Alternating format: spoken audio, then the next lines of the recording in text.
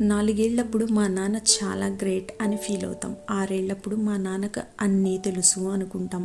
12 ఏళ్ళప్పుడు మా నాన్న మంచివాడే కానీ కోపం ఎక్కువ అనుకుంటాం. 14 ఏళ్ళప్పుడు నా చిన్నప్పుడు నాన్న నాతో చాలా బాగా ఉండేవాడు అనుకుంటాం.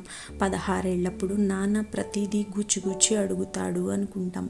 20 ఏళ్ళప్పుడు నా వల్ల కావట్లేదు, నాన్నతో అమ్మ ఎలా వేగుతుందో అనుకుంటాం.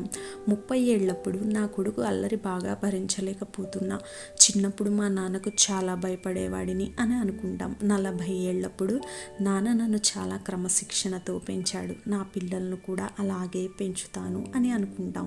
50 ఏళ్ళప్పుడు ఒక్కోసారి ఆశ్చర్యం వేస్తుంది, మమ్మల్ని పెంచడం కోసం నాన్న ఎంత కష్టపడ్డా అని.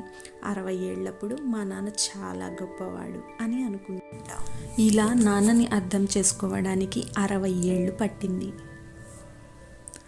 బాధ బయటికి చెప్పుకుంటే మనసు